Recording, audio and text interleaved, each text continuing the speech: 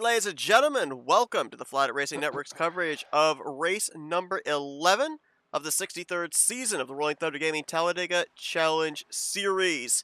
Here this evening, we're getting ready to go racing at Talladega Superspeedway for the third playoff race of the season. And who's top of the board in happy hour right now? We don't care. Yes, you do. Stop lying. No, I really don't care.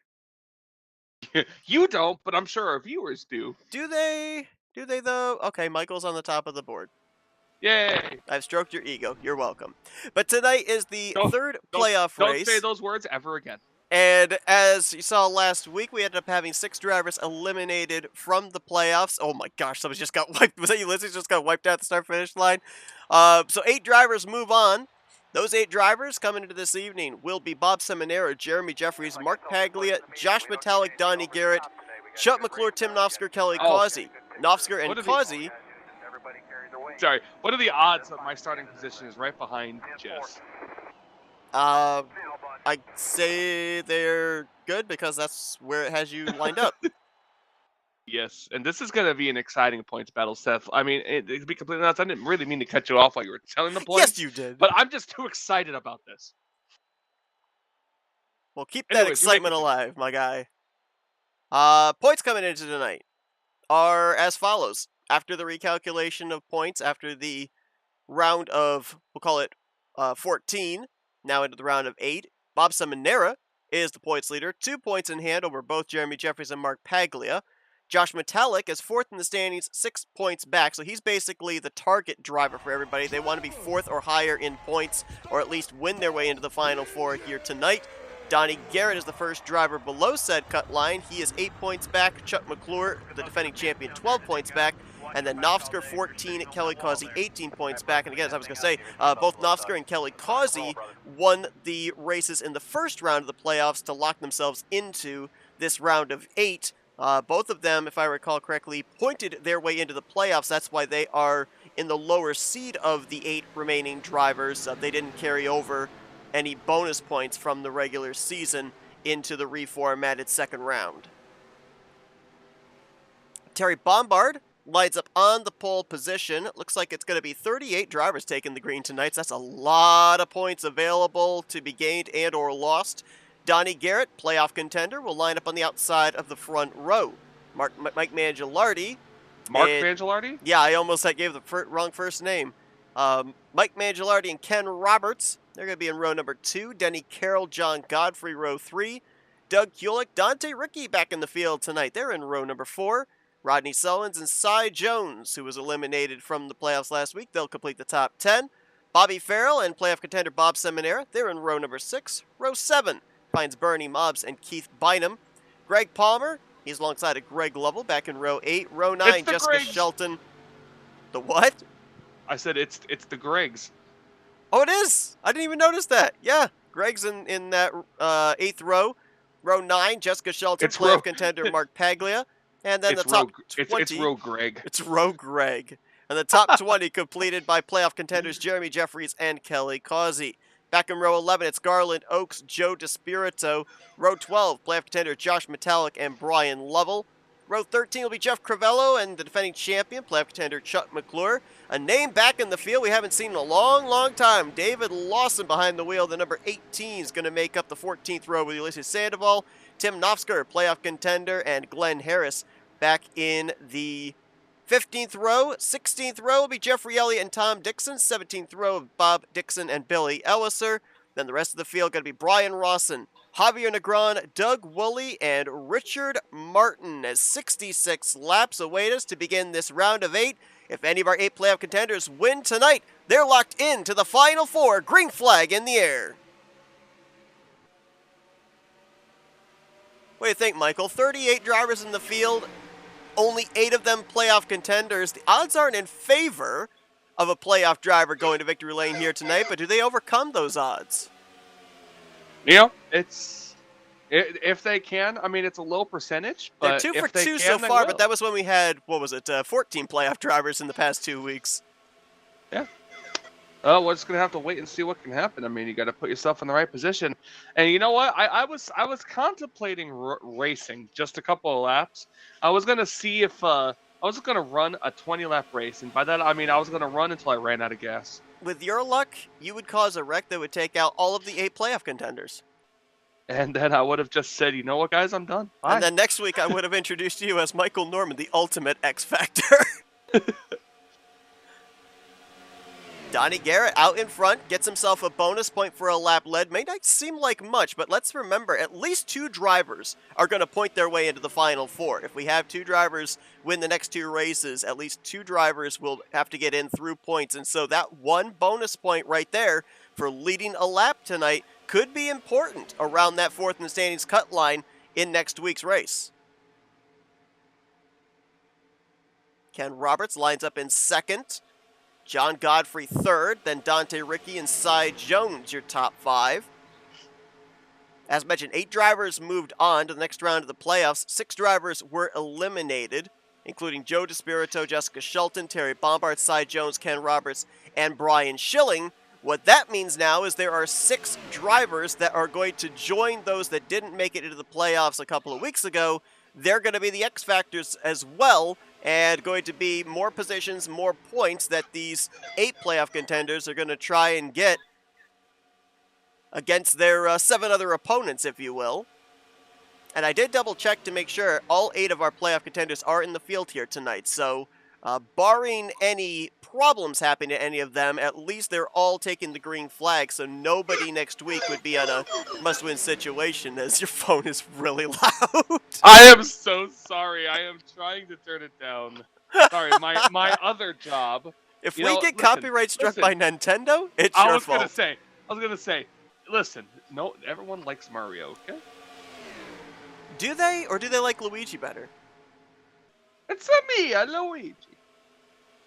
No, you know what? Everybody likes Randy Wah, Luigi. Hey, I didn't even have to set you up for it tonight. You teed the ball up yourself. Yep. Look at that.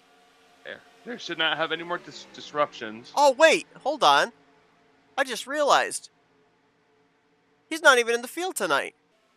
I know, that's why I had to say it. Oh, man. Ken's gone. The fact that you never. Oh, and he's back. Woo-hoo. The fact that you never set me up for it during the when you were starting grid, I kind of figured he wasn't in the field. I didn't even actually take notice of it until Out you of mentioned 42 possible cars, there's only one that would have been that we're missing technically, and that would be Randy Wah, Luigi. Yes. Oh, look at that part-time driver coming up on the inside, battling for 2nd place. That's Dante Ricky, the Wawa machine. Is that Wawa? Not 100% certain. Let me double check. I think this is Dante's 3rd start in the season, if I'm not mistaken. Oh, wow. Oh, Terry Bombard up into Bob Seminary, into Kelly Causey. Did they save that? No, they didn't back here. The front of the field, they saved it. The back of the field, they didn't. Now they're wrecking up at the front. Terry Bombard is over. Mike Mangialardi involved. 2 different wrecks. Just pounded the inside wall. Jeffrey Elliott going up and hitting the wall as well. They saved it up at the front. The back of the pack in reaction, they did not. There's Bob Dixon. There's Sandoval, as you mentioned, top of the screen. Sandoval. Call him right. Sandoval. Sandoval. Daytona Beach. Daytona Oval. Richard Martin, Billy Ellis are collected up as well. For a moment, I thought they were going to wreck. Then they somehow straightened each other out, and drivers at the back of the pack in reaction then wrecked. I'm a little wondering about the damage of the 712 of Bob Seminara, the 00 of Kelly Causey, because they both got up into the wall.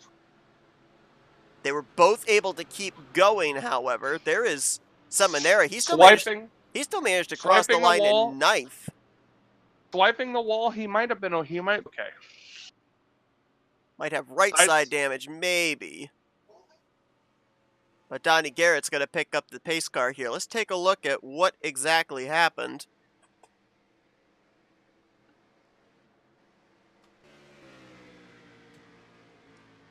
So we kind of caught what happened further up with Terry Bombard and company. We're going to drop and look at the incident that actually brought up the caution near the rear of the field. And I believe Ulysses Sandoval is going to be in the middle of this one. Cars coming down pit road. There's the contact up ahead. Sandoval's going to get hit from David Lawson, making his first start in a long time. Lawson upside down on his roof. There's both the Richard Petty-looking cars, Bob Dixon and Richard Martin. Sandoval goes for a wild ride, and there's Billy Elliser in the grass as well. Now let's take it a little further up towards the front of the field. We'll get another angle of this incident in a moment. But Terry Bombard was trying to keep it on the bottom. I don't know if he gets the apron going into 3 or not. Let's look and see. Oh, yeah, it definitely does. It shoots him up the track. He then gets into the right rear of Dante Ricci. And you see right there, that's Garland Oaks, who got a little squirrely. He saved it. Kelly Causey saved it. But there, when Bombard comes up into Mike Mangialardi, he goes up and over on his roof. Lands back on all 4 wheels, fortunately. Let's take another look and focus on the 712 and the 00. The 712 is the white and red car. The 00 is the yellow car. Let's see what they might have gotten in terms of damage. These are playoff contenders. Not gonna lie, it sounded like you said the white and bread car. Well, the white and bread car would make sense for somebody with the nickname of Biscuit. I see what you did there. I think Seminara may have no damage. Causey, it looked like there was a little bit of damage on the rear bumper. I don't know if that was from getting in the wall or Greg Palmer getting into him that was right behind him. Man, you are desperate tonight, I tell you what. You said what? I did. I was contractually obligated. You were. I applaud you for your awareness, but you are desperate tonight. Listen, I'm feeling a little bit better than last week, okay? That's a good thing, too. Oh, hold on. That's a tough break there for David Lawson in the 18, making his first start of the season. And as mentioned, it's been a long hiatus since we've seen him here in the Talladega Challenge Series. As we cut back to live, and Tim Nofsker is going to be the race leader. I believe Jeremy Jeffries was the previous leader, and he got the bonus point for a lap led, came to pit road. Nofsker now will look to do the same, and should turn the race lead over eventually, I think, to the car right behind him, Donnie Garrett, who was the first car to pit, obviously by virtue of having a pit stall closer up towards the exit of pit road in the number 2 stall, was able to win the battle off of pit road. And it should be he, Ken Roberts, Dante Ricci, John Godfrey, and Bob Seminara, the top 5, when we go Brad Green. That is provided the 088 does come to pit road this next time by.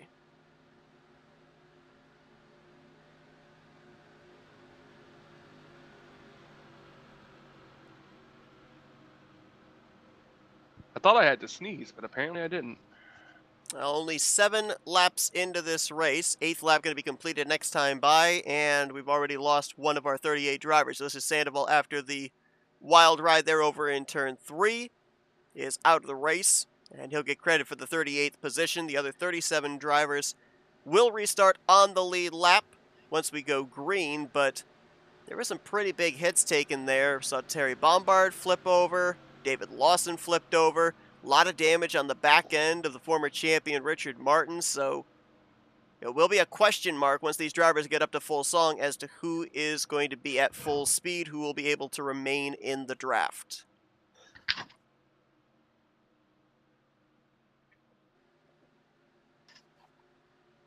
So just a reminder to everybody, and we will obviously remind next week as well, we will be bringing you coverage of the final race of this round of 8 next Thursday night, but then we will be off for a week, of course, as 2 Thursdays from now will be Thanksgiving.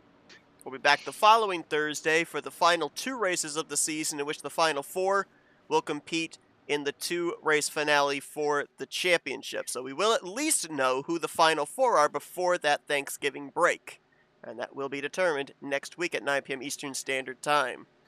Uh-oh. Sorry, I just thought about something.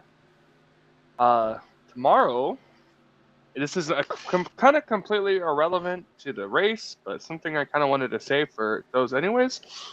Tomorrow's going to be a busy day for some fast food retail stores because I believe the Jake Paul Mike Tyson fight is tomorrow. Oh, is it? I believe so. I know the house across my street then is going to be watching it because every time that I have the dogs out to do business at night, they're watching UFC. Huh.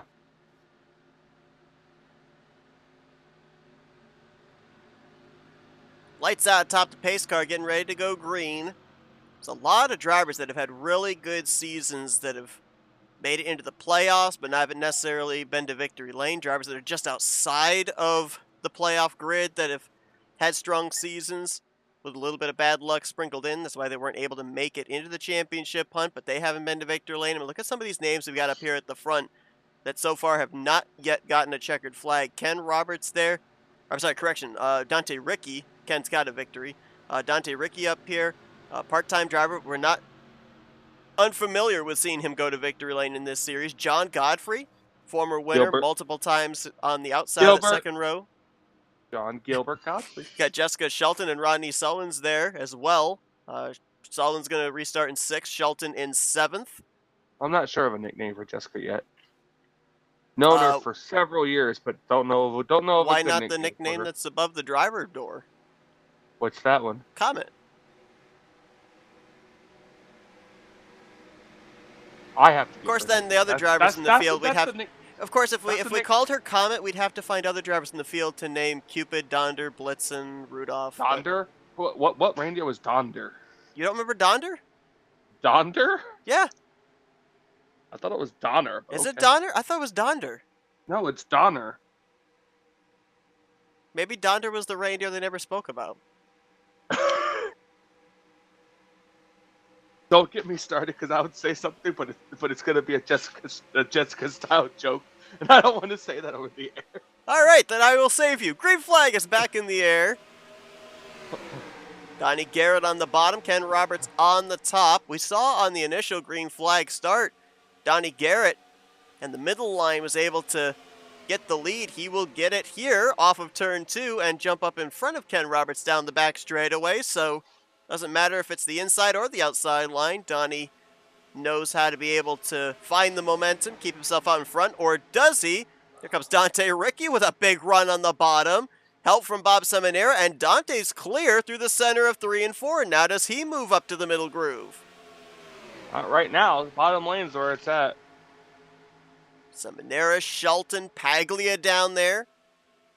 He might do it on the back stretch, but not on the front right now. Mark Paglia, the only driver this season that has gone to victory lane multiple times. Oh yeah, if he gets clear, he's definitely going to move up in front of 77 because of how twitchy the 712 is right now. Yeah, the internet gremlins for Bob Seminara. He's kind of been okay the last couple of weeks. Hasn't had much of a problem with it. Right there, though, a lot of side to side. That's Doug Hewlick leading that third groove. Help from Garland Oaks, Jeffrey Elliott up there. Nice to see Garland back in the field here tonight. Been a while since we've seen him in the Talladega Challenge Series. I believe this is Garland's third start in the season. It might be his second, but he's been on a very limited schedule. If I know my friend, she is getting very frustrated that the 712 is staying up here with the twitchy internet. Seminara going to stay up there as long as he can until they eventually tell him it's really bad side to side and he's got to drop back. I don't know what it is, but it's whenever he gets to the front. I don't remember Bob usually having the issues when he's near the back or middle of the pack. It's always when he gets to the front, and there you see him now having to fall back in that 712 machine. And as a race car driver, you know, a lot of times it's just, it can't be helped. Right. A lot of times it's literally nothing that you can do, but getting told that you have to move out of line is probably just, I don't want to say embarrassing, but just like a very tough break to be told, oh, you're lagging, and all you really want to do is just keep it up there and race. And the toughest thing about it, too, is because it's super speedway racing, right? If we were at, say, a short track, 1.5 miles, there's areas where you can have enough of a gap from the car in front of you to the car behind you where you can be side to side and it's not going to affect anybody. But when you're side-by-side racing, double and 3 wide, that's when it's a problem.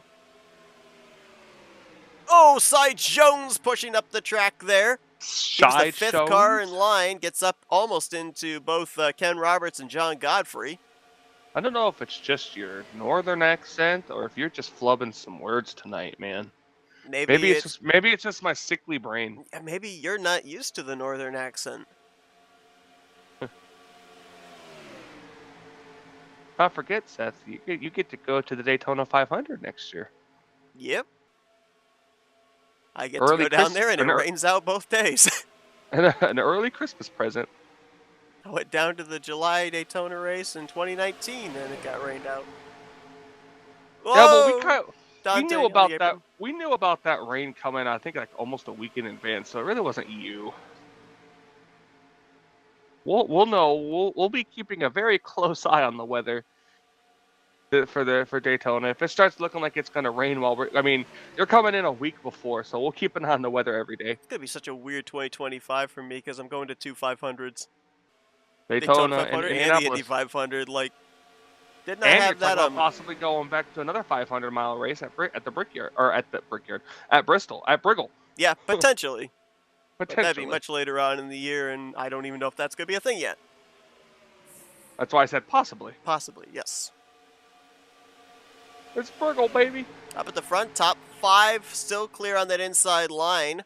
6th position side by side. That's Greg Lovell in the Motorcraft Ford. Ken Roberts in the Mountain Dew Chevrolet.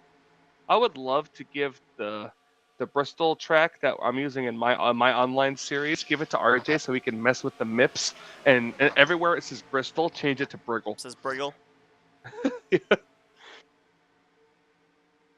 And also take a certain logo off of the track as well, if you know what I mean, or know which one I mean. When we had the meme of Briggle, and then somebody actually ended up remember they had the big promotional sign with the track name out in front of the track in the midway area.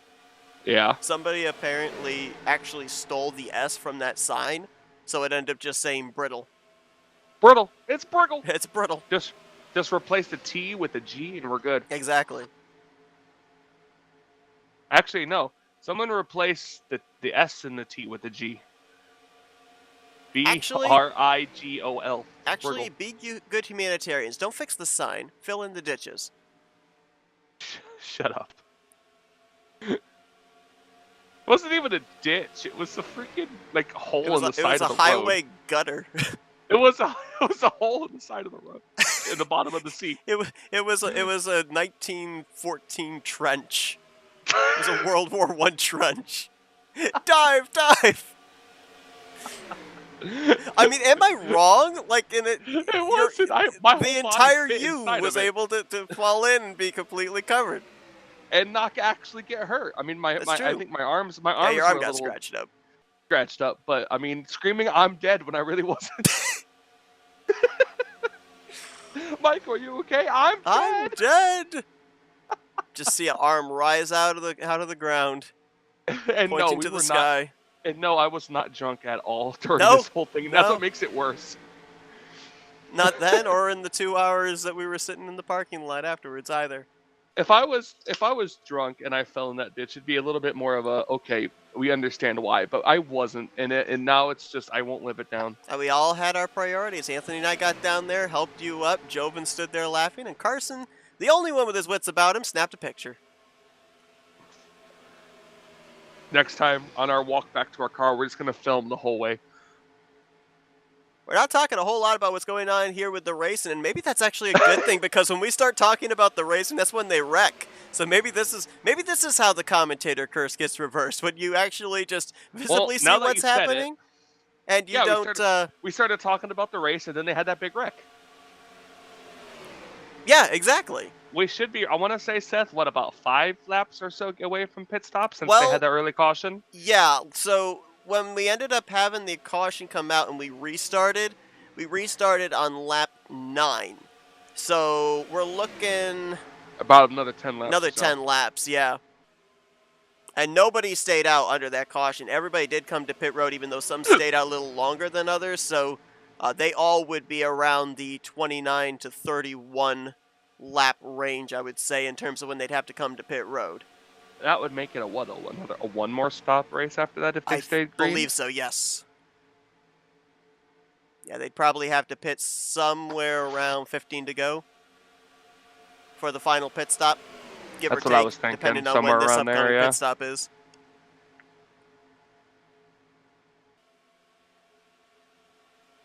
And it's kind of seemed like the last couple of times we've been here to Talladega that it's been, some early troubles, but then settle into long green flag run and pit road plays more of a factor than anything. And that puts a little bit of extra pressure, I feel, on the 8 remaining playoff contenders. Because, as I said, coming into tonight, all 8 of them took the green. So nobody starts at a points deficit of at least not starting the race and finding themselves in a must-win situation next week. But you make a mistake on pit road, give up a lot of track position to the rest of your competition, there's no saying that a driver still couldn't find themselves in potentially a must-win situation heading into next week's elimination race. I mean, remember, Tim Knopfsker took part in the first playoff race, ran into an issue, and said he literally treated last week's elimination race as must-win. He felt he was so far down below the cut line that with all the drivers around him and really the inability to be able to gain points translating into positions, he felt that the only way into the round of 8 was via a checkered flag. So that's what he went for, and that's what he was successful in doing. So it's good. And I mean, how good is it got to feel if any of our Elite 8 tonight end up winning and know that they've got a couple of weeks before they have to focus on that Final Four. I mean, not only do you go into next week's elimination race worry-free, but then you get the Thanksgiving break to be able to relax as well. Not much of 3-wide action right now. I was noticing that. Talladega mostly is the track where we will see the middle groove be able to gain ground, but Roberts and Bynum have been side by side for the last 5, 6, 7 laps. The middle line has not been able to progress forward and break into the top 5. I got a question for you, Seth. Yes. So the setup, the RTG setup these guys use. Yes. Is it mod specific, or does it setup work really with any mod? Any mod. Okay. They use the same setup with any mod. The setup that they're using now was also used back when they ran in the Cup cars, back when they ran in the trucks. Gotcha. Because I know there's a couple of Talladega races on my schedule, and this track was the track I plan on using, so if the setup works, I might need to grab the setup from you. Ah. Setup should be in the track folder, if I remember correctly. Ooh, check up. That was close. Cy Jones lifting for Mark Check Paglia. up before you wreck up. Greg Lovell lifting for Cy Jones. Caught you off guard on that one, didn't I? You did. You should have yelled it, though. Make it more authentic. Check up before you go. Straight into the wall, no. All right, welcome to Michael's Creative Corner. We will give him a breathalyzer test when this race is over. Oh, John Godfrey going to slice down in front of Keith Bynum, and now Ken Roberts has a car length back to Rodney Sullins. Maybe that's why that middle line's not moving, because you talked about, here comes Ken down to the inside line. You talked about us kind of nearing potential pit stops. Everybody's going to be fighting for the inside line, and so they're going to lose numbers up in that middle groove. That might be why we haven't seen them make any forward progress. Here comes Rodney Sullins now. He's going to tuck down in front of John Godfrey. Squeeze in front. Ooh, I think he was being let in. Godfrey, though, was having to make sure the drivers behind him knew he was checking up to let the 38 in line. Some of these cars still up on the outside lane back here, too. There's a middle lane. Says to me these drivers aren't planning to come into pit road with the first group. Oh, Jeremy Jeffries just went down. Yep, Goldfish Machine. Goldfish. Jeremy Jeffries, former champion from a couple of seasons ago. Ooh, Brian Rawson, little loose there. Oh, Seminara up the track. Might be a little bumper grab between him and Jeffrey Elliott, though the 712 has been side-to-side warping, so that might have led to it as well. We know the first driver that's going to be on pit road, the Pied Piper, is going to be Donnie Garrett. Garrett has led the most laps so far here tonight. He has led the majority, well, actually the entire run at this point since the restart. He's about to complete his 16th lap out in front, and he'd love to lock up another bonus point here this evening for leading the most laps. At this point, he hasn't got it locked up just yet. Oh, there's Bob Dixon on the apron coming off pit road, so there's our sure indicator. There's our telltale sign. Exactly. That's the tell that we are only a couple laps away from these drivers diving onto pit road. Telltale will remember. Yes. Oh, there's a whole group back there, Seth. Dixon just wrecked back there. Joe DeSpirito, Bob Seminara on pit road, but oh boy. Dixon's got to get that thing going. Terry Bombard's entering into turn 1. Dixon now down on the apron. He's good, but we got cars on pit road also, Seth. Yeah. Joe DeSpirito, Bob Seminara. And they've just now left pit lane. Mike Mangialardi, Billy Elliser, Tom Dixon, and others are in a little group back here. Glenn Harris just dove onto pit road. I believe that was Jeffrey Elliott right ahead of him. No, that was Kelly Causey. Oh, yep, okay. The other yellow car. Yeah, gosh, you call yourself a commentator? Nope. Not sure exactly what caused the 043 to spin out. Yeah, there. me either. I don't know if maybe the transition from the apron to the track off of turn 2, but I thought they were allowed to merge in turn 1, so I'm not sure. He might have just clipped the apron and just couldn't save it. Fortunately, nobody was around him. Nobody entered into the vicinity, so we were able to stay green. And here comes Donnie Garrett to pit road. Dante Ricky, Jessica Shelton. We're spinning in the back. John Godfrey around.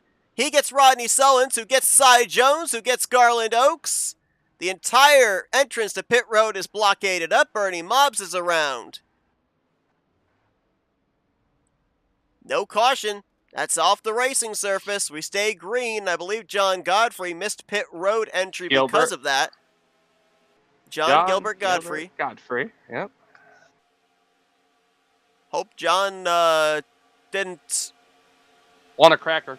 Well, no, I was gonna say I hope John didn't have his fuel light on at that point, or else he might not make it back around to pit road again. Greg Lovell led that lap, and now he's coming into pit lane. Jeffrey Elliott. Oh, no, that's a 23. Doug Hewlett hard into the inside wall. Got Jeremy Jeffries, Chuck McClure, Tim Knopfsker, Josh Metallic in this group. Godfrey is going to make it onto pit road. Somebody just pulled over and retired out of the race on the very bottom of the racetrack. That would have been Bernie Mobbs. Oh, the 18? Yeah. So that would be 2, because I'm now also seeing Bernie Mobbs, I believe it is. The 63 oh, no, is Keith out. Bynum. Keith Bynum. Yep, to your point. It was Keith Bynum. Also retired out of the race. Richard Martin also retired, the 43. Yes, that was 6 laps ago. Well, you know he had back-end damage from the first wreck. Yeah, the 18 is out as well, so 63. Looks like everyone's back on the lead lap for the moment. Tough re-debut there for David Lawson. Looking forward to seeing what he was going to be able to do here tonight. Saw him run a number of races a couple of seasons ago. Gonna see where everything cycles out. I believe it's going to be Jeremy Jeffries.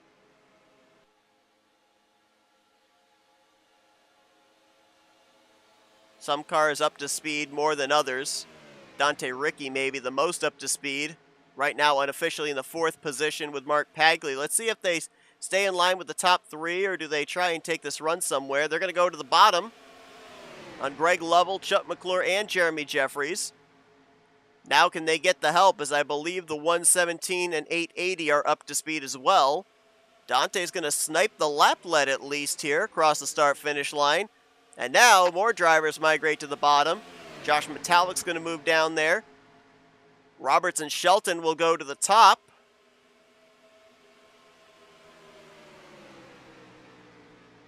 Looks like Knopfsker, Crivello, Palmer will stay latched on.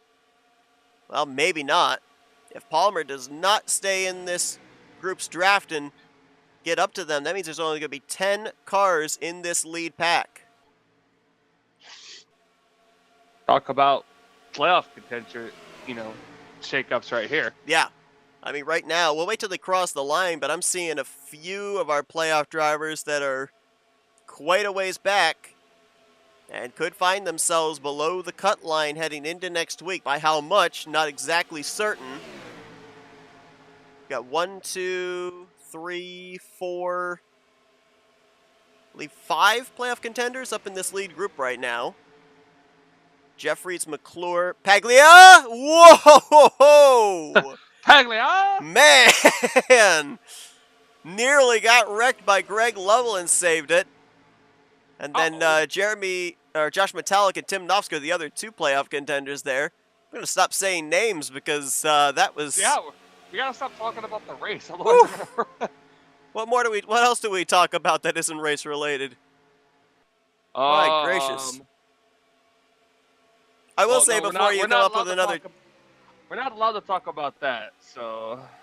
Before you come up with another topic, I will mention as well, though, nice to see we made that entire green flag pit stop cycle. Yeah, we had the incident at the entrance of pit road, but even the drivers involved in that, nobody got a black flag for speeding, so nobody had to come down and serve a pass-through.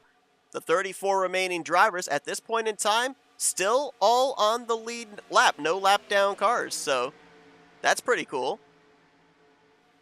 4 drivers out of the race, though, if you just joined us. David Lawson, Keith Bynum, Richard Martin, and Ulysses Sandoval. As we are approaching halfway home, and as Michael already alluded to, we've got one more pit stop these drivers are going to have to make. I believe it's going to be somewhere around lap 55 to lap 58 when they're going to have to make that final pit stop. And we'll have to wait and see. But if this is going to be... If there's no wrecks between now and when they have to make the next pit stop set. Like I said, there's only going to be a, 10-car pack right here? 11 now. Palmer did actually draft up to the back of Jeff Crivello. So 11 drivers in this lead group. Then you go back about 3 seconds. That's where you find Joe DeSpirito, Bob Seminara, Kelly Causey, and Javier Negron. That is 12th to 15th. Go back behind them another 1.1 seconds. Well, actually, now they've closed that gap up since the last scoring loop. Glenn Harris, along with Denny Carroll, Donnie Garrett, Brian Rawson, and Jeffrey Elliott about to catch up. Make this a 9 or 10 car pack. That's back to 20th. There's Rodney Selvins, Doug Woolley, Brian Lovell, 21st through 23rd. These are drivers that were either in or around that stack up at the entrance of pit road during the last green flag pit stop cycle. And then Garland Oaks, Bernie Mobbs, Cy Jones, Doug Kulik, Bobby Farrell. This is, I believe, 24th through 28th. John Godfrey by his lonesome in the 7-Eleven. Remember, he had to make the extra circuit after missing pit road entry. He'll try and merge with this group that has Bob Dixon, Tom Dixon, Mike Mangialardi, Terry Bombard, and Billy Elliser. This is back to 34th position. And that is the tail end of the field. On the back straightaway, there's the leaders coming off of turn number 2. So they're not that far away from being put a lap down. That entire group of race cars, which is about 6 of them.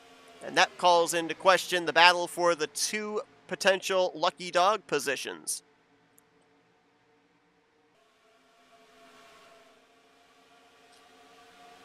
So here's something we can talk about, Seth.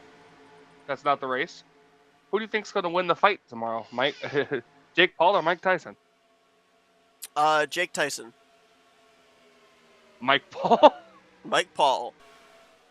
Jesus. Is it wrong to say I don't care? No, not really. I have never actually tuned into a UFC fight. I'm not all that interested in them. All right. 10 points if you can guess this. It's a can with a pop top. Of what variety? You didn't say I had to guess that. Yes, you did. You just said 10 points if I can guess what it was, and that's what the sound was. It's a can with a pop top. I hate loopholes. 10 points to Gryffindor. Actually, no, 10 points to Ravenclaw. Yeah, that's right. Yeah, because we're apart. Me and you were Ravenclaw. Yep. Slytherin's about to win the House Cup in Pops Dumbledore. 250 points to Gryffindor. Harry, did you push your name in the Goblet of Fire? Yes. Yes. 10 10 points to points to Gryffindor.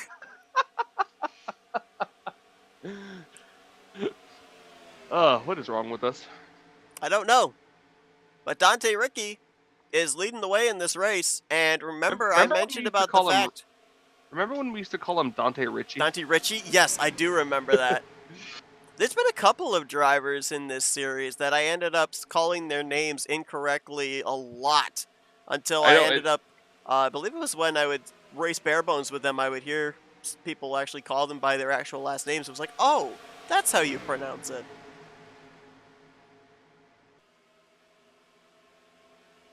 Trying to think of who some of the other. Wiley I think Cody. I think I used to call Mark Paglia. Like I put the emphasis incorrectly on the name. Wiley Cody was one that we always used to call Wiley Always Coat. Wiley Coat. Yep. And then of course Bob Seminara. Never called it incorrectly, but always wanted to call him Bob Marinara. I'm not the first one to use that, by the way. And then we have a driver in here, and then the number 9 that has 2 first names.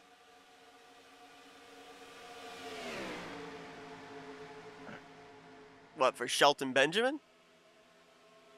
Jessica's first name, and Shelton also could be a first name. Well, Michael and Norman could be first names. Exactly. So can Ricky and Bobby. That's true. I mean, look at you. You have 2 first names as well. I do. That's true. Beth and Cole. As CBM. I'm looking through the driver's list, and if anybody names their kid Mangialardi, that's an interesting one. Mike is a first name, but Mangialardi. I'd be like, that would feel like that would be such a foreign name. Mangialardi kind of sounds Italian to me in a way. But if you had a kid, would you name him Sandoval?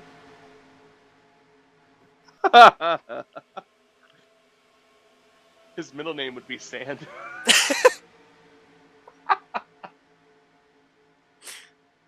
Landon Sandcastle. Oh, lordy jeez. So if you look at the back of this pack, these are not drivers from the second group that have caught up. These are actually drivers that were the tail end group that got lapped, and they've latched on now to the rear end of the lead group. As of right now, Bob Dixon in the 143, Terry Bombard in the 10 are the free pass cars. John Godfrey is the 711 right there, right behind them.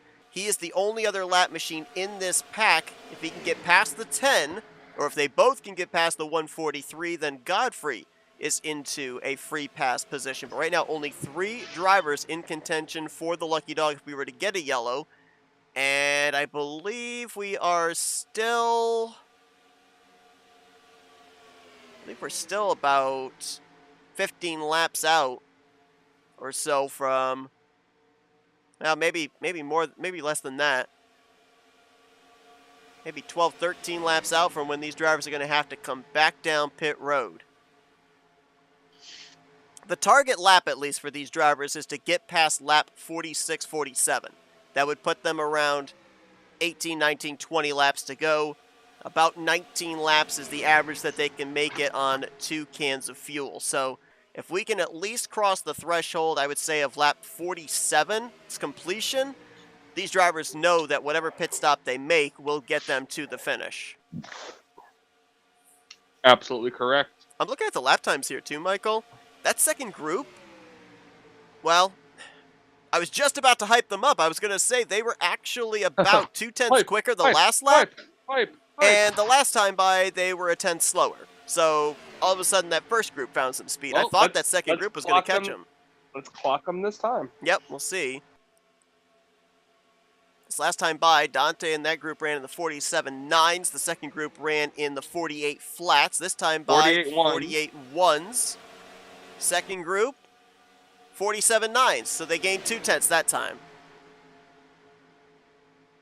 Might have been something as simple as checkup in the second group that lost them momentum the previous lap. That happens when you're single file racing like this, and you know this second pack are pushing. They are not just riding in line, giving a nice amount of space between the bumpers. They are shoving on the straightaways, knowing that they got to gain every hundredth of a second they possibly can, because the goal for them, if they can make it happen, is to at least be in the draft of the lead pack by time we get to that final round of pit stops. And they can see the leaders right there. We see them almost in the same tri-oval there.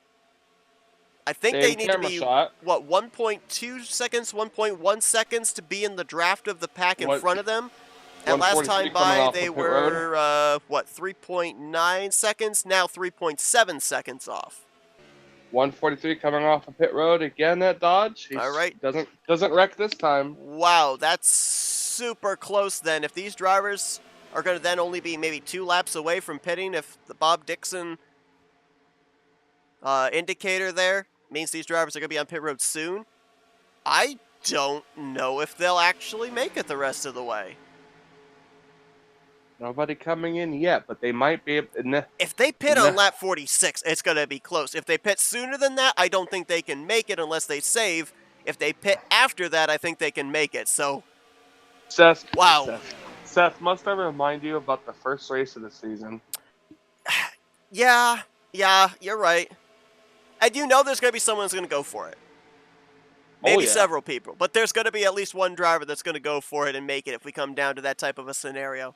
But how weird would it be if we had something like that here in the playoffs? I mean, that's the first race of the season. Everybody has a clean slate, 0 points. So you're willing to kind of run the risk in that. Radios lighting up. But if you're a playoff driver and you're not absolutely certain you can make it on fuel, do you go for that gamble? Do you risk it all for the ultimate reward of advancing into the Final Four? The 24, the 56, and the 712 are just coming off of pit road. We know Seminara and Espirito pitted earlier on the first cycle of pit stops. Jeffrey Elliott now with them. Don't know if they're going to be able to make it. So they pitted right there. For them, they're on lap 45. Yeah, so for them, they're at 45. With 20, what would that be? 20 to go? 21 to go. 21 to go. Right now, this time around, no, we're at 21 to go right now. Completion of this lap will be 20 to go. So they pitted with 22 to go. Right. There's no way you can make 22 laps, I don't think. Here comes Dante Ricci to pit road. He's by himself. Yeah, he had to pit, too, because remember, he led a good portion of this run after the cycle of pit stops was completed. Everybody else able to go the extra lap. He's Mr. Lonely on pit road right now.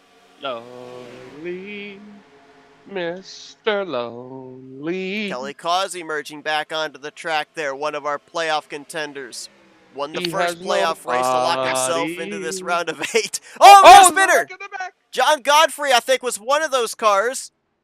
It was down below the racing surface. Yep, we're still green. No caution. Causey was the other one. Causey was having a little bit of difficulty getting back up on the track there with the field bearing down on him. I wonder if maybe he came up the track into John Godfrey. No yellow, we stay green. Oh, yeah, he did. They just made contact off the corner. Believe we just had Jeremy Jeffries on pit road. Yep, Paglia, Shelton, Roberts, Palmer. Number of others from the lead pack, though, stayed out the extra lap. Chuck McClure now the race leader. So these drivers, every lap they can go further before pitting, they are making their chances even better on being able to make it the rest of the way. A lot of these drivers that pitted prior to the completion of lap 46, they're going to be on tender hooks. Not necessarily, Seth. We're on lap 48. These cars coming down now. Yeah, but those that pitted at 21 to go, you're going to have to save fuel. You can't be full throttle the whole rest of this. Right now, we should be at 19 to 18 to go right now when they cross the line. Yes, these drivers I think are okay. I'm talking about the drivers that pitted outside of the potential window. That's true. That's definitely, I don't think they're going to make it. Chuck McClure and the rest of the lead group on pit road. Nofsker, Metallic, some of the other playoff contenders in this pack. Who does the lead cycle around to is going to be the question. There's Jeremy Jeffries leaving pit lane. I feel like we'll keep the focused on him, but McClure, Metallic, Greg Lovell, Tim Nofsker, I feel like they might merge out ahead. They may not necessarily have the up-to-speed momentum that Jeffries has, as he's trying to pick up Ken Roberts and others quickly. Shelton, Palmer back there. The gamble of that early pit there, Michael, worked for Joe DeSpirito, Bob Seminara, and Jeffrey Elliott, because they're actually looks like going to be with this group now. Remember, they were part of the pack that was 3 seconds behind the lead group prior to the pit stop. So great call there on the early drop to pit lane to gain the track position back.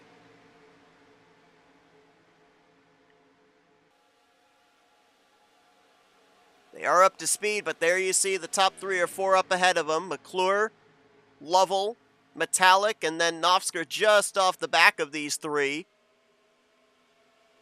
Nofsker's going to get swallowed up here in a moment. Oh no! Chuck McClure back to pit road. Must have been a speeding penalty for the defending champ.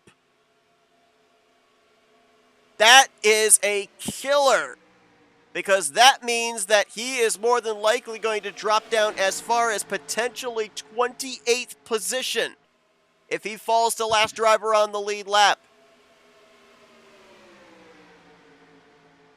A mistake you cannot afford. What did I miss? Sorry, I had to go to the little commentator's room. Well, Chuck McClure came out Speeding? the race leader, speeding, had to come back to pit road. Oh, Denny man. Carroll in the 41 has also been hit with a speeding penalty. He's going to have to come down and serve that. He was around the 21st, 22nd position after the cycle of pit stops were completed. That's going to make Jeremy Jeffries the race leader now. With Ken I Roberts believe. right behind him, Jessica Shelton, Greg Palmer, Mark Paglia. So only 2 playoff drivers now inside of the top 5. I believe we've got 5 playoff drivers. Make that 6 up here in this lead group. Jeremy going up out of the way. Does he think he can't make it on fuel and does not want to be the lead car?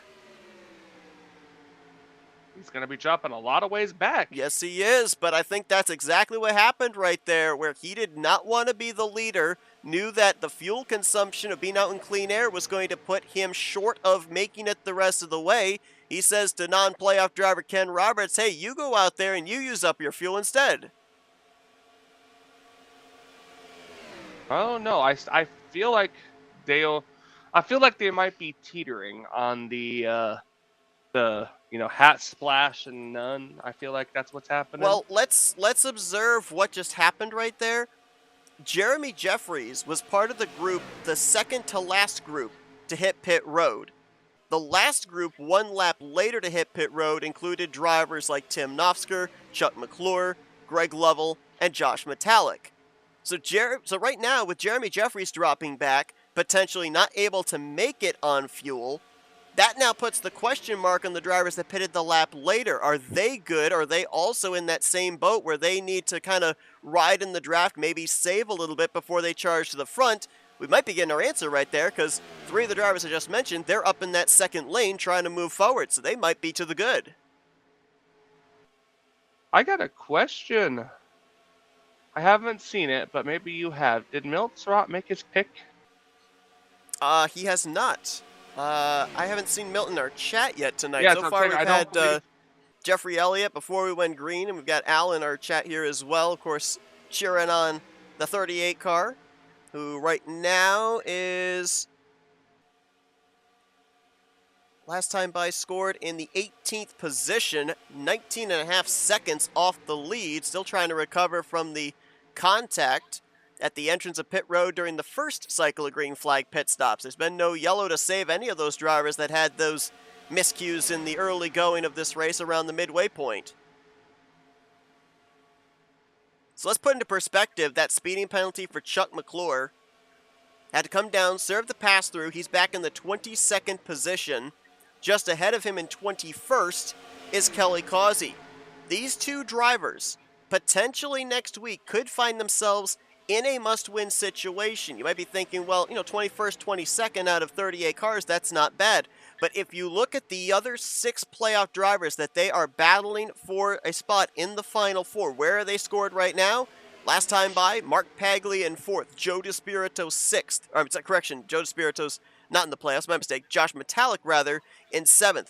Bob Seminara in 9th, Tim Nofsker in 10th, Jeremy Jeffries in 12th, and all in this lead pack. So some drivers that are going to be in danger. You've got, as mentioned, Chuck McClure and Kelly Causey. Also throw Donnie Garrett, who is tied for most laps led today with Dante Ricci, 17 laps apiece. He's back in 17th at the tail end of the second group, more than 5.5 seconds behind the leader. So Dante needs to get up here and lead another lap. Exactly. The bonus point is up for grabs right now. Both Dante and Donnie would get it if they remain tied at 17 laps apiece. He might be able to do it. Look at this outside lane. They need to jump up there. Jeffrey Elliott with a nice move there on the top. Jeffrey looking for his first career win in the Talladega Challenge Series and getting a nice push from Greg Lovell.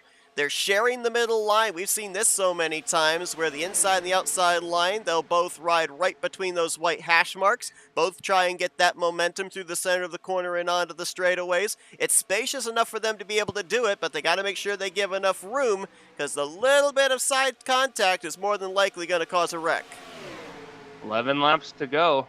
Ooh, we nearly had that side contact right there. Ken Roberts, Jeffrey Elliott. Look at that, leaning almost on each other off of turn 2.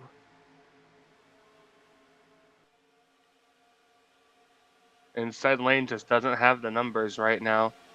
You would think that someone back there would make a run to the inside.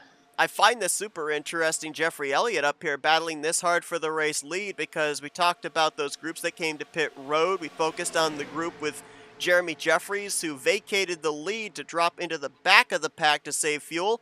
Jeffrey Elliott, remember, pitted with Seminara and Despirito the lap before Jeremy Jeffries was even on pit lane. So if Jeremy is short on fuel, I would think Jeffrey Elliott leading this group can't make it the rest of the way, but who knows?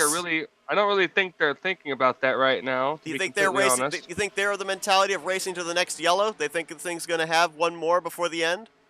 I think so. Either that or they might be the yellow. Who knows? Run out of gas in front of people. Could be that too. Yeah. Could very well be that scenario. More cars going to the inside lane now. One of those drivers, the 23 of Doug Kulik, we saw him get lapped just after the pit stop cycle was completed. Right now, he is the first car one lap down, so he would be in a free pass position. For right now, they're coming up on somebody. That's Bob Dixon, who's already a lap down. Oh! Paglia! Is he going to save it? No, he's not! Up and into Jeff Crivello and Doug Kulik. He flips over, and that's going to bring out the caution. I don't know if they took it or not, but look at him beating and banging because the 143 didn't even bother to really get out of the way there. Look out! Oh, goodness.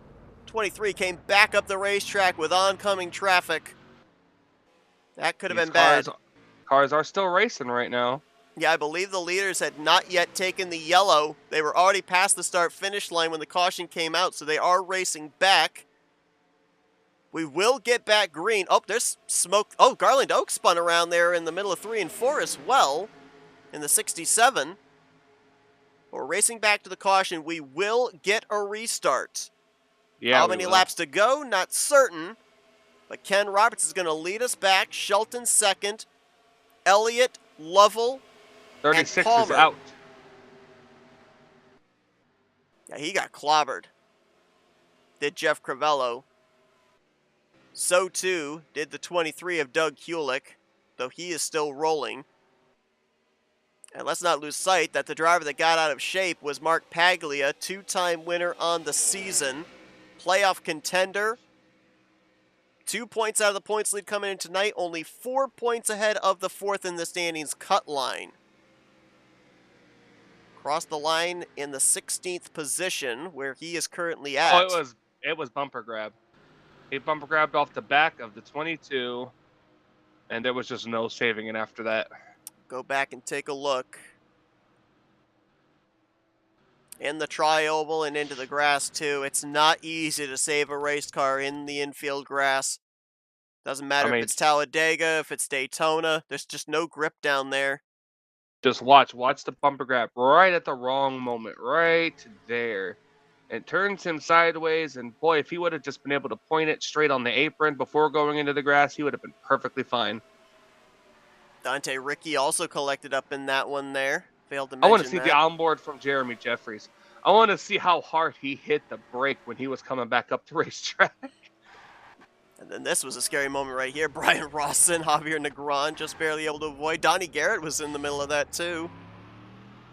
Boy, does this breathe new life for a bunch of those playoff drivers there. Michael, Chuck McClure, Donnie Garrett, Kelly Causey. They're all going to be caught back up to the lead group now. Nobody came down pit road, by the way. Not even the 28? Nope. Wow. Unless pits were closed. I didn't see. There's not one person on pit road right now. Here's your onboard with Jeremy Jeffries. 28 goes low, comes back up. Ooh. And then you saw right there, Jeremy Jeffries even went down onto the apron to make sure that anybody that was coming flying in to avoid the wreck wasn't going to run him over. Good heads-up driving there, very preemptive to keep his car in one piece.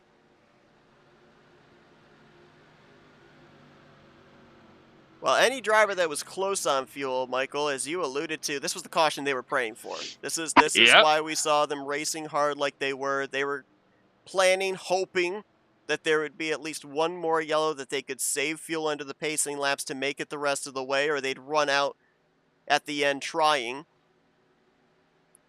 So you look at drivers like Jeffrey Elliott, Bob Seminara, Joe DeSpirito, Jeremy Jeffries. This is going to be a godsend for them. So we ended up actually, let's go back and look. I failed to go back and check on the replay what happened to Garland Oaks. I believe Garland, when we saw him down on the apron of 3 and 4, we were still green at that point, racing back to the caution, and he got put a lap down. So I believe he is going to be in the free pass position. And, well, here's a look at what happened.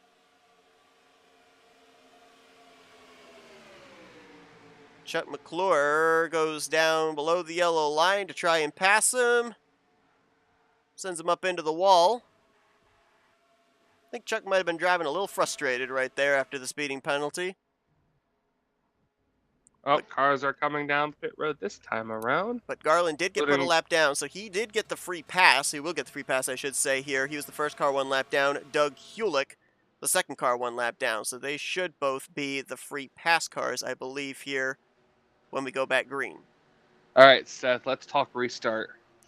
Who's in the better position right now? I mean, we all know the outside lane gets a good run off the corner. Question is, can Jess stay side by side with the 55 throughout the turn to get that run? So the thing for me is, I don't know how many laps we're going to have to go on the restart. I believe this is what, the 3rd lap of caution, so we should have one more, and then the lights go out. 3 lap cars. 4 lap shootout. I think we'll have a 4 lap shootout.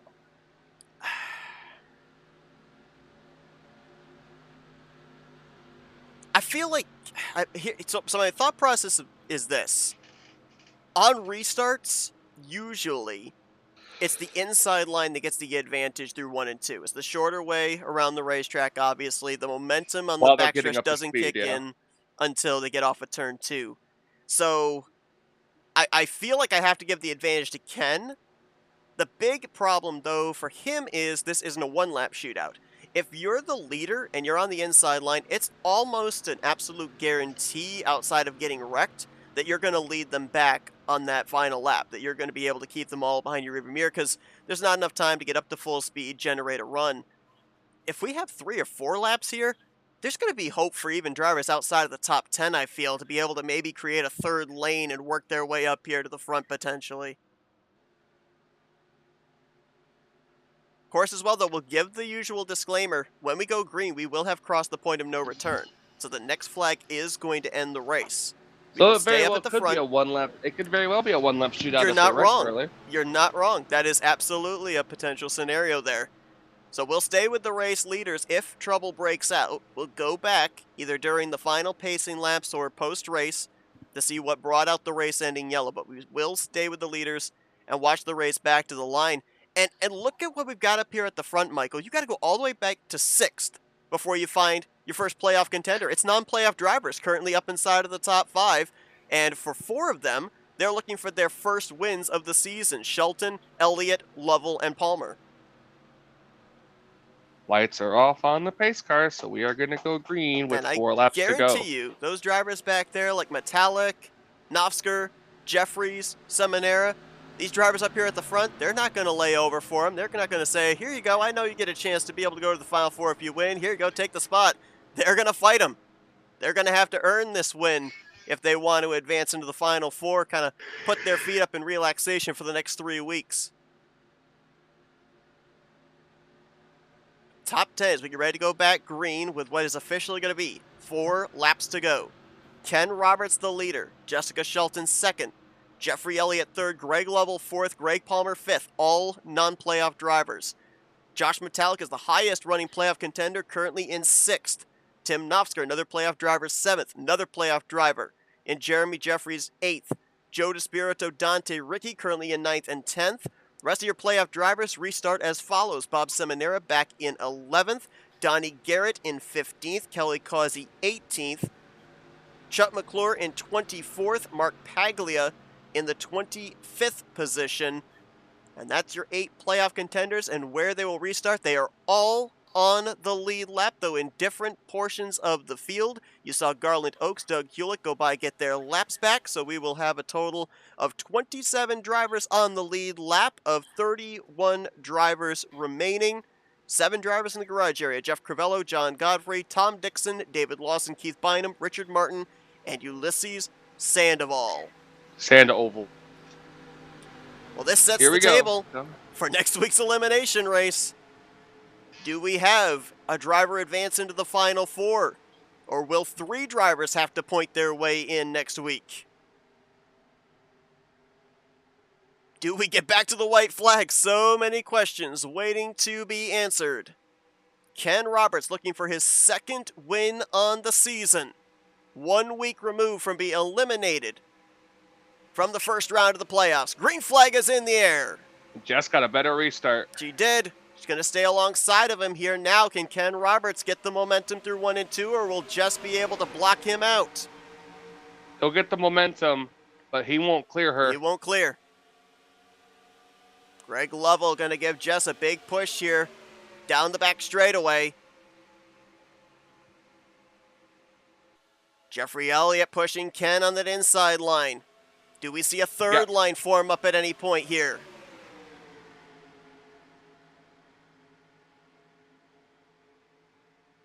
Still dead even through 3 and 4. Roberts edges out just a little bit.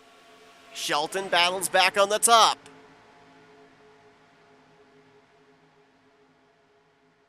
No third line. Javier Negron tried something. Nobody went with him. Back to the stripe they come. That was close at the line. Who does scoring give that lap lead to? Looks like it was the 9. Ooh, if that was the finish of the race, could you imagine? Scoring says it was 51 1/1000ths. A lot of movement up there. Drivers trying to stay in line, trying to push their respective lanes. Shelton's clear now for the top spot. She should stay up there. Lovell's going to stay up there as well. He's almost clear of that inside line. Now Ken battles back to his driver's side door. Still no third line as they stay in the inside and middle grooves. Coming around to 2 laps to go. Metallic gonna try to push the 880 clear. Metallic, Jeremy Jeffries right there. Both of them know that there's a trip to the Final Four if either one of them go to victory lane here. Now, they're boxed in for the moment. Did the top 3 or the top 2 go to the inside lane once clearing, or do they stay up there? That's going to be the question. You know, Jess should monitor that because they can make a move real quick. Here we go. 39. Yep, I was going to say, if the 3rd and 4th place cars got cleared, they were going to go to the bottom, but Greg Lovell and Jessica Shelton preempted it. They moved down to block that advance.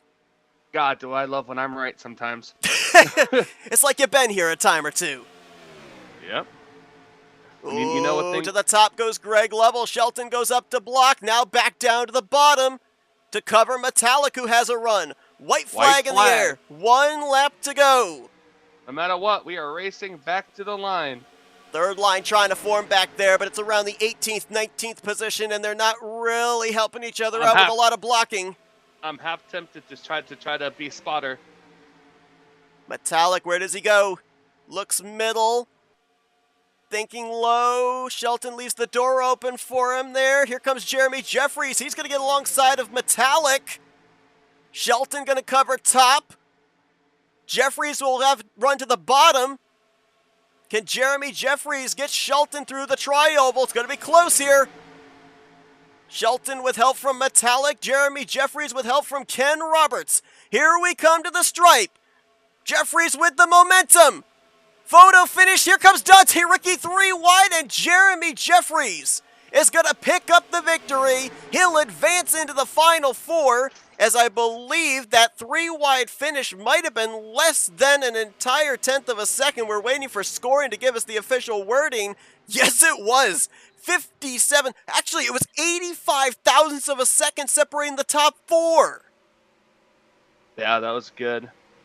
Jeremy Jeffries is going to the Final Four to compete for his second championship in the Talladega Challenge Series. He edged out Shelton by 39 one-thousandths. Inside lane had a bit more of a run than we originally thought it was. I told her to stay to the middle lane. I figured the middle lane would have had that little bit of a run. But then the third lane, like we always talk about, Seth, just killed the middle lane's momentum. That was Dante Ricky leading that line, and if they had had an extra 100 feet of track or so, he might have actually been the one in victory lane, because they had a ton of momentum through the tri-oval. Dante, though, just short of getting the podium spot, as Jeremy Jeffries is going to burn it down. He came into this race... He's Seth Rollins? Yes, he is. The crowd in the stands are all going, whoa.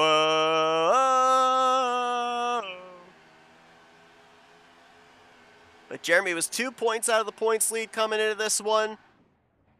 And we now know that he will be one of the 4 drivers that will compete for the championship in the 2-race final round.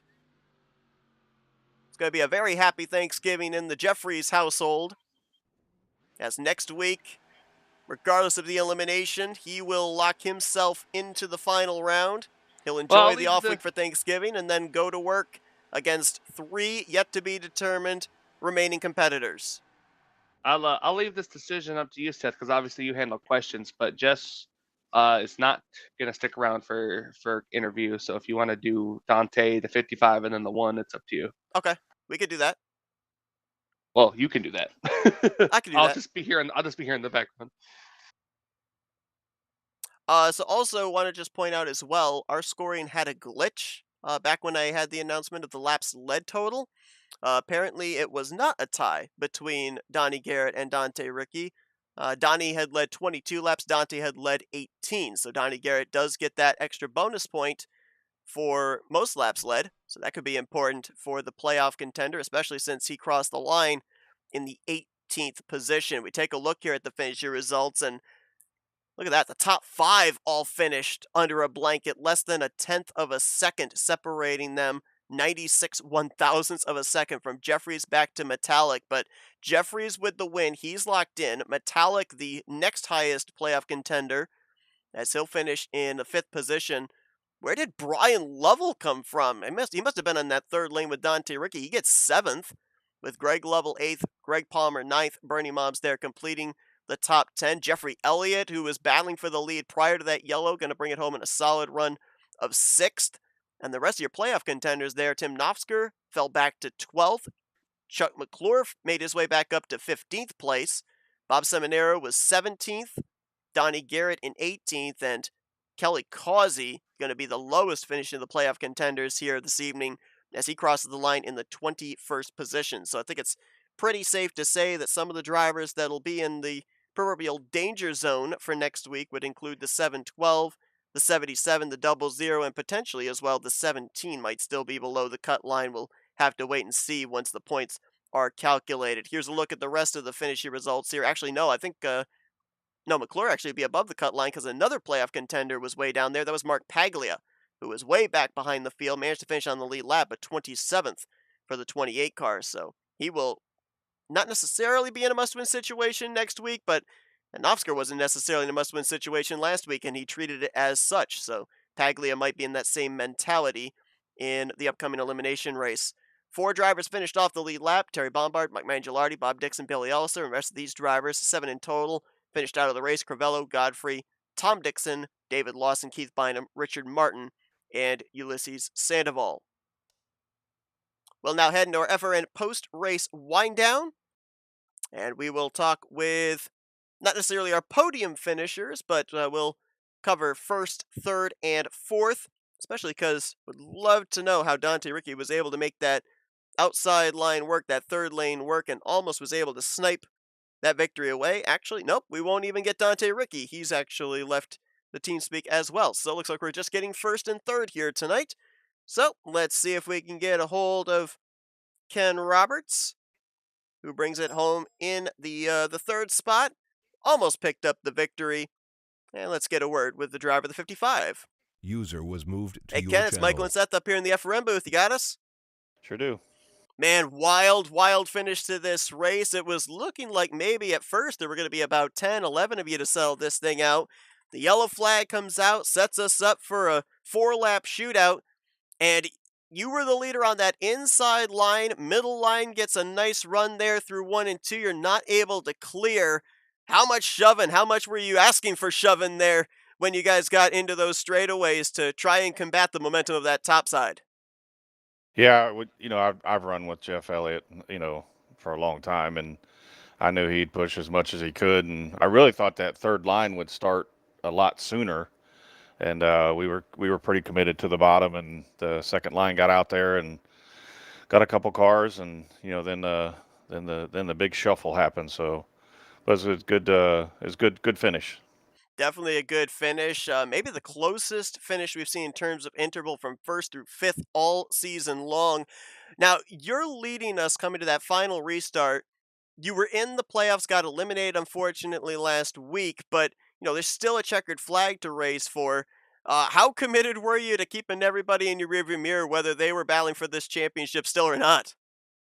Yeah, I mean that was the plan. I was about a half a lap good on fuel.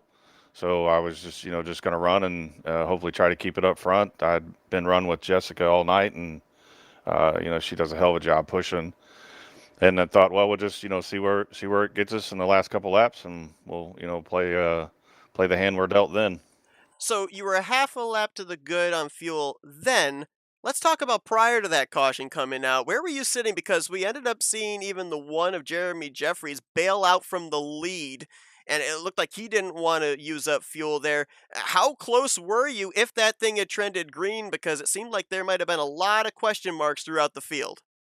Yeah, I was a half a lap previous to the caution, and when Jeremy jumped out like that, I actually thought I gave him a bad bump, and I was like, oh no.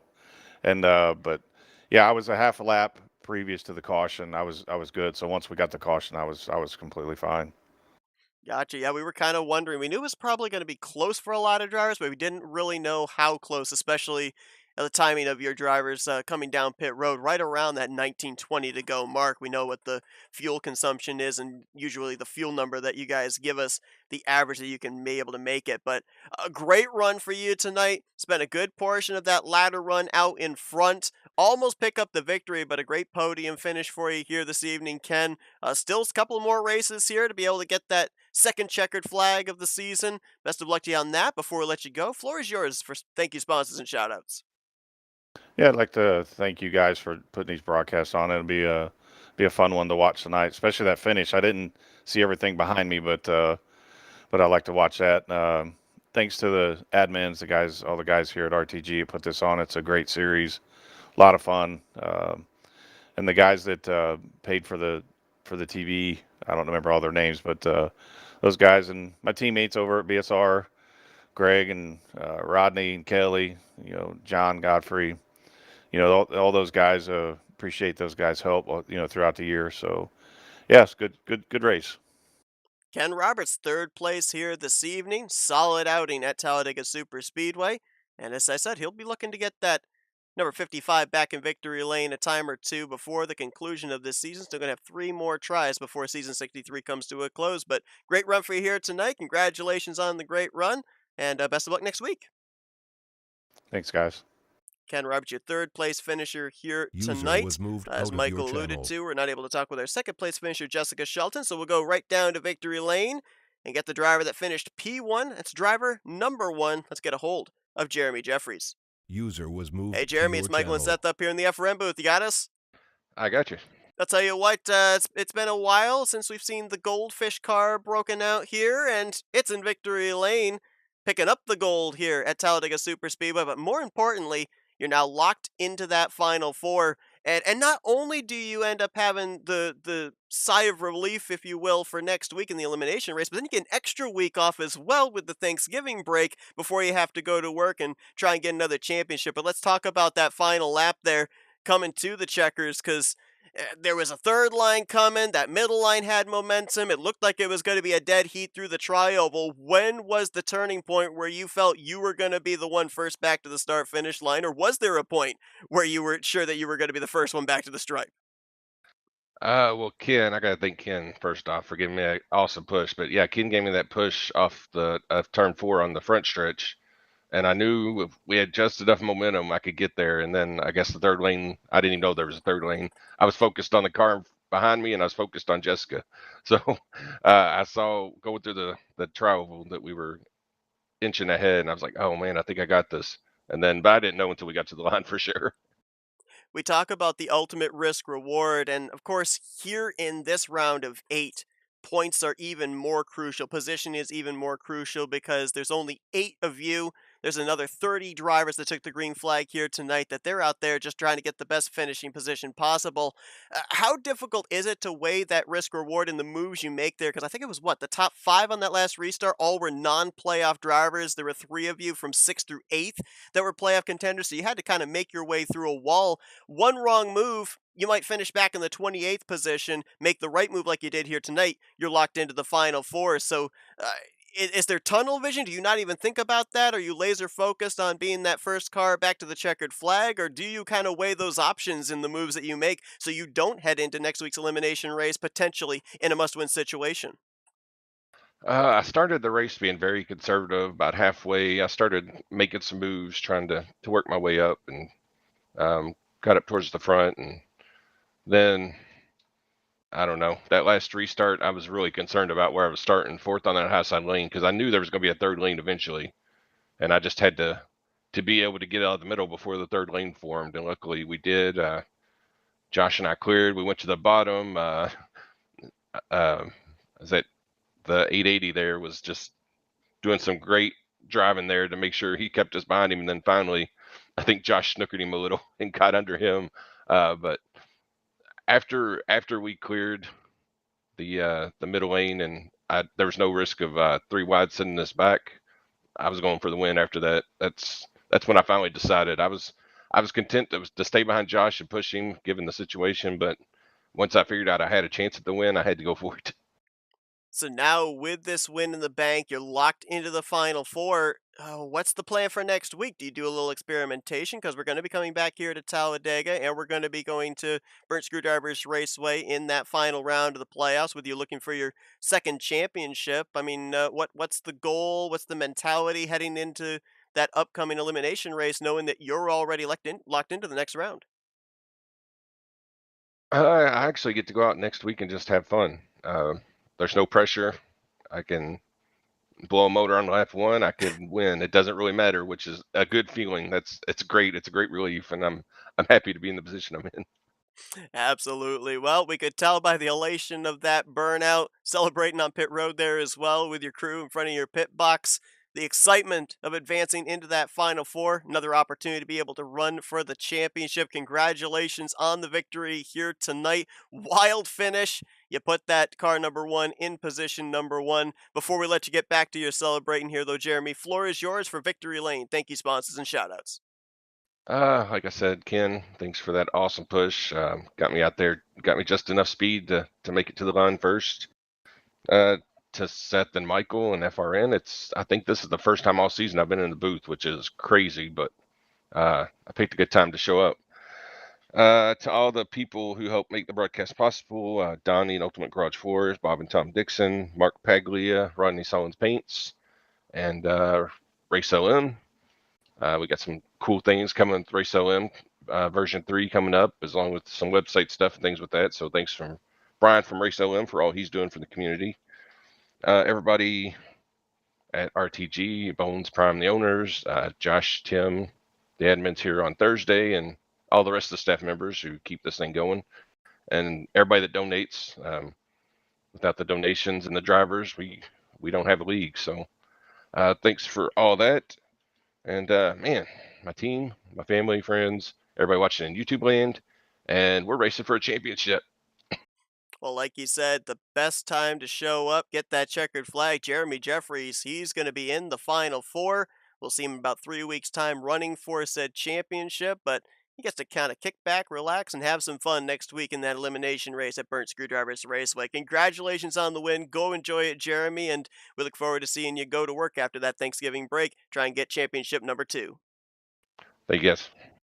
Jeremy Jeffries, your winner here User tonight. was moved out of your channel. We had a lot of question marks there before we ended up taking the green flag for that final restart. A number of those questions got answered, but there's still a couple of questions out there, Michael. One of them being, now who joins Jeremy in that Final Four? Because at least 2 drivers are going to point their way in. We could have another Final Four contender win their way in next week in the elimination race, but you look at the drivers that are up here in this round of 8.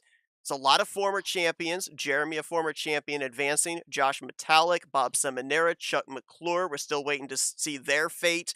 Some other drivers that have yet to win a championship, like Donnie Garrett, Kelly Causey, Mark Paglia. I mean, what do you think? Do we see some more of the former champs make their way up there into the Final Four to run for another championship trophy, or do we have maybe an underlying driver that hasn't yet reached the top of that pinnacle make their way in, whether by win or by pointing in next week?